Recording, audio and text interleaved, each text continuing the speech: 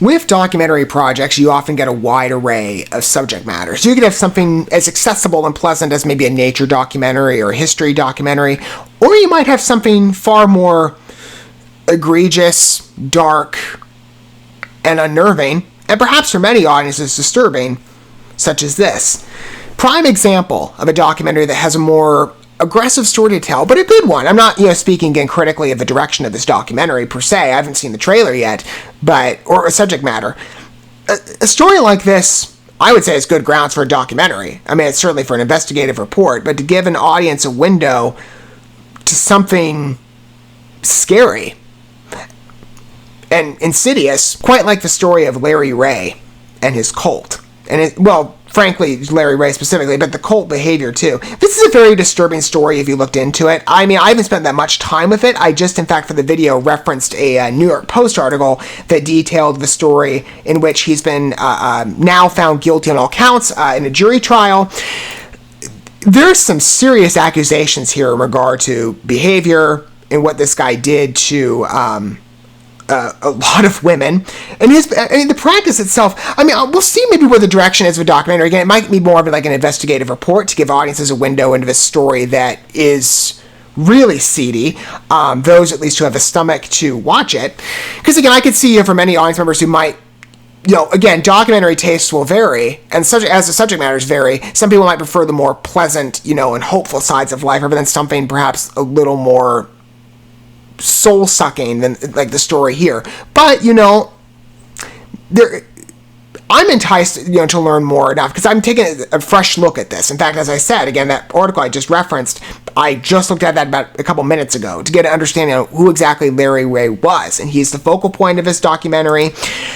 It's a shocking story, but one that I could see being a strong point for Peacock, perhaps not only in its delivery, but its message. We're going to look at the delivery in a minute, and maybe the direction of the series, and see if the message, at least as I'm inferring it, could be an element here, or you could say message, theme, but I could see, I can kind of predict where this is going, or at the very least, an audience can extract from it. And I think some valuable lessons. But to get you a better sense of a documentary specifically, this is the pitch according to IMDb. Follow the shocking and unnerving story of Larry Ray and how he brainwashed students of Sarah Lawrence College into an abusive sex cult that upended their lives and the lives of their families. Well, no bleep, Sherlock. I mean, the story, again, from what I saw like this, it's shocking. I mean, this is not the only story I've seen along the lines of a cult or something, a sex cult, as graphic as it is. I do tend to prefer to run a cleaner channel in regard to the subject matters I cover, so that the audience to which comes at my videos is more open. Because something like this is shocking, and it's a very adult conversation. But I could see ways you could take the depiction here of what happened with Larry Ray, his behavior at this college around all these young women, who I'm sure they're very thankful to have the justice that the jury has found in the case of this guy, found, I believe, guilty on all 15 counts that he was charged with. I could see somebody looking at this project, or maybe if they don't even want to watch it, they can read up on the story. Maybe, at the very least, it could be a gauge to do further insight. But it could show, of course, parents, be very careful. And, for students as well, I could see, again, this project appealing to many in regard to its message, with the college atmosphere. Because, we might not necessarily have something as drastic, speaking of every college around, as nothing as drastic perhaps as a sex cult. I mean, that seems a little more rare, at least from what I'm understanding. But there are times, in college where, a kid will go and it'll be like, I'm, transitioning in my life to the adult stages of where I'll be, for the remainder of my time here while I'm alive.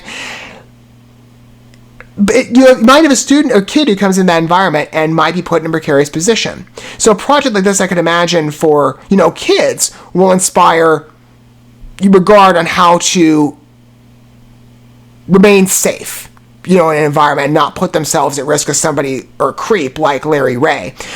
I could also imagine for parents, it would instill that need to, raise their kids in such a manner to be, well, when you go off to college, or if you choose to go off to college, some kids might go to a trade school, they might have, other endeavors that are accessible to them, but, for kids who are maybe college-bound or school-bound, this will be a reminder for parents to, engage with their children, to be like, okay, this is how you can protect yourself in a situation, because you don't necessarily want to find yourself in a situation like this.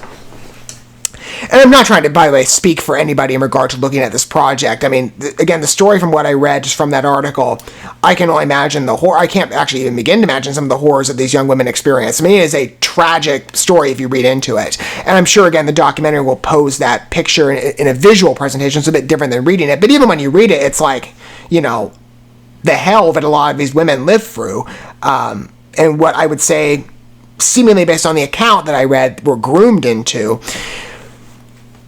It's a very empowering project to see this broadcast, to the public, so that there's a greater awareness of what could happen, potentially, or what might, what you might think is never going to happen to your kid, but could quite potentially. I mean, not to make anybody fearful, but this is a very realistic occurrence, it seems, given that it is a grounded story and this is a documentary project.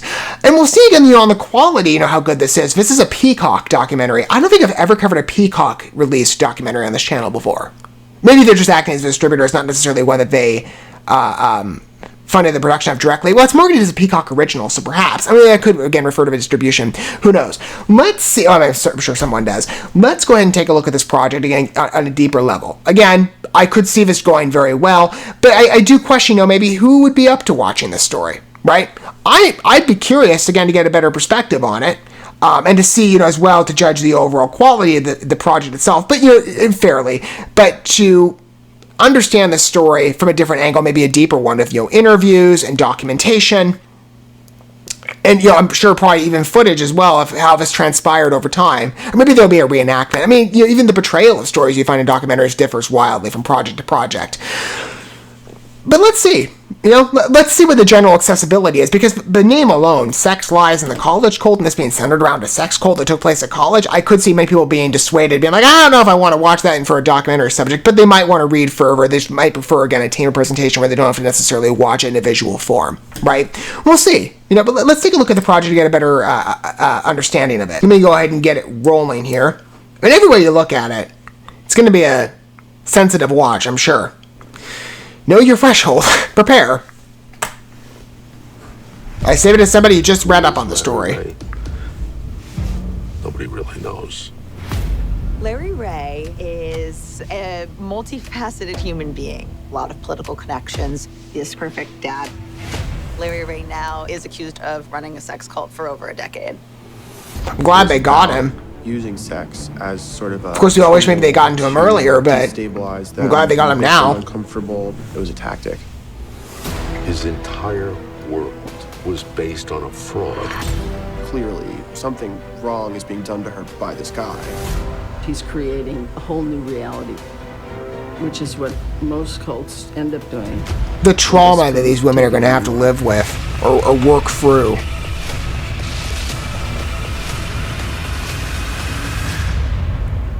This is the craziest story I've ever heard.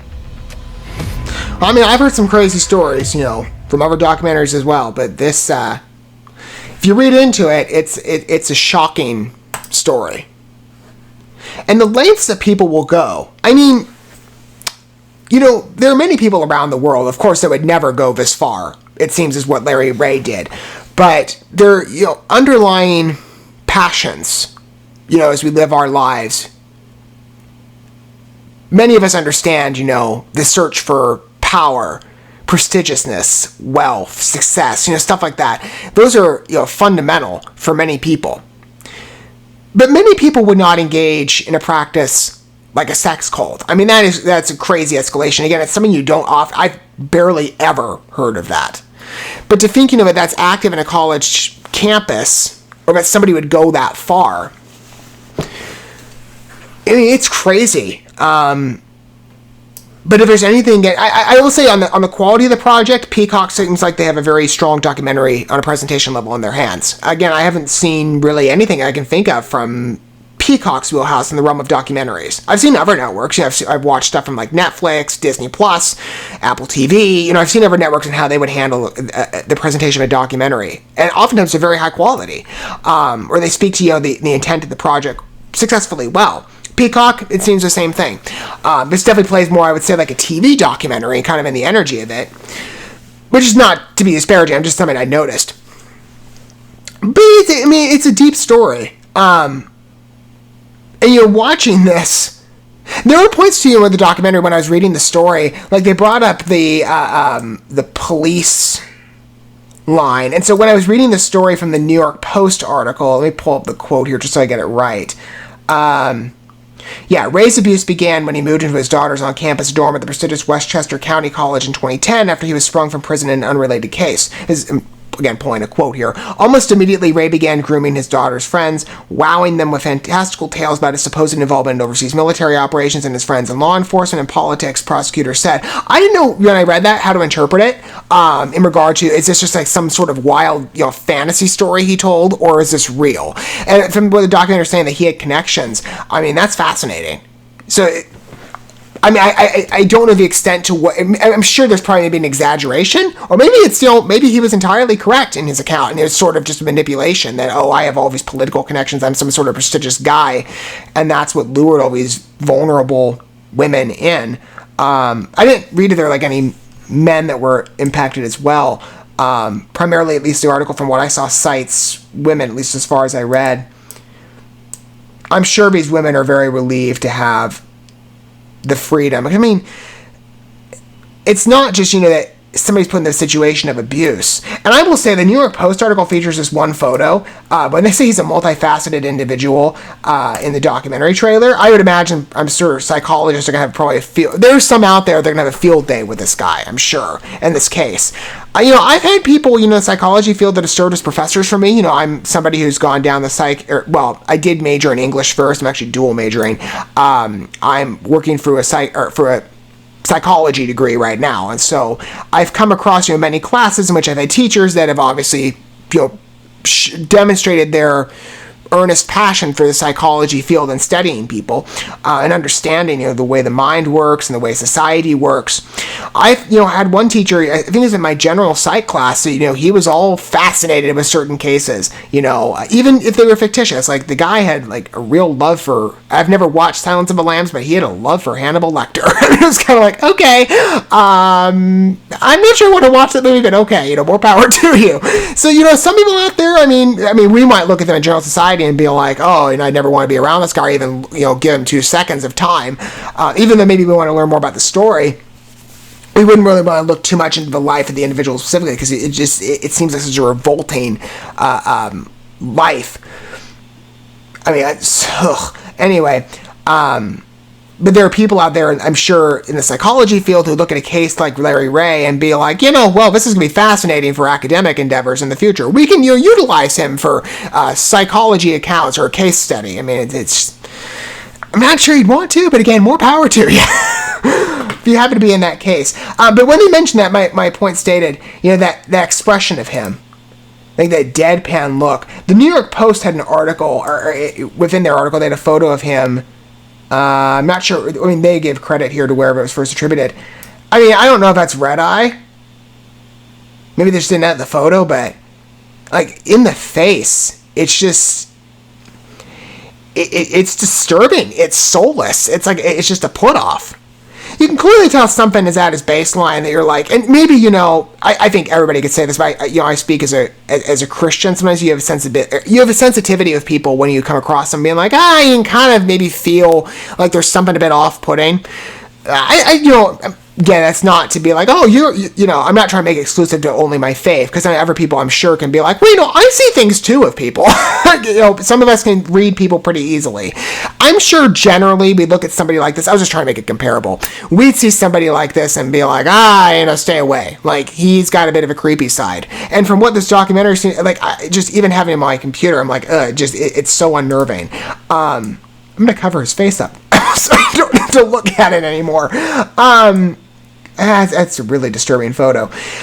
It's going to be a fascinating documentary, I'm sure. Again, I wonder what the accessibility factor is going to be for it, given that it is such a disturbing topic, and some people would probably prefer a more hospitable documentary. A project like this is very disturbing by nature, but some of us would be fascinated to learn more. I'm curious to see, again, the real-world implications, right? If this can happen at one college, it could easily happen at another. If anything, even if maybe you don't want to watch the documentary, you could take the obvious lessons here as a reminder to, hey, talk to your children, talk to, your parent perhaps if you're in the student situation, and just to understand the environment you're entering into, which might not necessarily be bad. I mean, I've been to colleges where, for the most part, they've been fine. People have behaved reasonably. But I'm sure, if it can happen at, where was this school? I want to make sure I get the name right here. Sarah Lawrence College. I think it's Sarah Lawrence College. If it can happen there, it could happen somewhere else. If anything, this documentary institutes this feeling of, let's make sure we remind ourselves what safety feels like, right? And how to protect oneself in a dangerous situation, much like I'm sure these girls, had they not been groomed into a cult. And that's just, again, I can't imagine the levels of therapy these women are having to go through, but I'm sure they're, to some extent, very grateful to have him out of their lives and facing justice. I mean, there is a feeling to that when you see somebody who, especially when it comes to women or men, anybody can be abused. It doesn't matter. It's not exclusive to one, sex or the other. There's plenty of women abuse victims. There's plenty of men abuse victims. I mean, it's just, a fact of life. Abuse touches a lot of people. But I think the more common episodes we've seen, especially in recent society today, happen to be, especially in the larger cases surrounding women. I mean, I think of, cases like, obviously, the Larry Ray guy. Hopefully it's not all Larry's. Larry Nassar. I mean, the sensation, though, of watching somebody who's committed such egregious acts against you face justice, especially when you're the person who suffered, so much detriment. And again, I think back to many accounts, like, for example, either this case, or I'll probably see in the documentary, or the Larry Nassar case, at least, the accounts I read about here, and the images and the accounts from all of these women, or perhaps, again, depending on the case, men. There's such a freedom, right, in seeing justice be served, especially when you're the person who's been victimized the most. I'm sure these women are probably very relieved, even though I'm sure they're still, when you're speaking about cult behavior and brainwashing like that, there's manipulation, coercion, there's so much trauma to unravel and to work through and process. But I wish, all the best in the world to these women who probably, I'm sure, again, from the account I read, faced hell with this guy. And I'm grateful to see that even in our world today, where it seems, in many ways the world has gone mad, justice is still served. I mean, this headline, I think, when was it put out? This year, April 6th.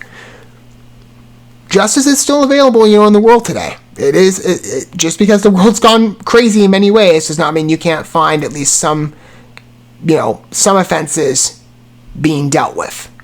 And probably being dealt with, to the best extent possible. What are your guys' thoughts, though, with, let me get the name right here, Sex, Lies, and the College Cult? Let me know down below. Like I said, I'd be curious as well for somebody, in your position, if you're a documentary viewer, or even if you're just considering watching this, where do you find your threshold to be at? Do you see a project like this and go, I'm not really geared to see it because, again, the severity of the subject, I can completely understand that. And maybe you'd prefer to read just a news article or something like that. Or maybe you're somebody of the opposite camp. Maybe you're like, this project piques my curiosity, and I don't necessarily mind that it's a more seedy presentation, right? Or it's tapping into the far darker subjects of life. I'd be curious to hear what angle you come from down below. Maybe you'll gauge the accessibility side of the documentary, where it stands. For its quality, I think it's a pretty strong feature. Again, it's a first for what I've seen from Peacock, but it genuinely looks pretty good. I'll have to consider what my threshold is, but at least I'm curious, watching this trailer and reading the story, and at some extent wanting to learn, not spend time with this guy, of course. I mean, again, that photo, I'm freaking creeped out by him. But to see the accounts of these young women, and to understand the hell that they've lived through, and to be able to commiserate with them, even if maybe I don't know them directly, or maybe never even will meet them. I don't know. Maybe I will someday. Who knows? to be able to empathize and understand what happened, and then to extrapolate that and the lessons that these experiences, these horrific experiences, might teach, for the rest of us, and where we go forward in regard to preventing a case like this from ever happening again to the best of our ability. That's what really brings me into the project. It's the future endeavors of what we can what we can glean from it and impart, in the world to make the world a healthier place. So behavior like this with a sex cult, wherever that might be, but certainly at college, doesn't happen again. Thank you so much for watching this video. Before you bounce, feel free to drop a like and comment, subscribe to this channel with a ding on the bell, and share this video with your friends. And consider checking out the description here. There you'll find links to my other channels, as well as addresses to my other social media accounts and ways you can help support my work if you feel so inclined. May God bless you, and looking forward to when our paths cross again.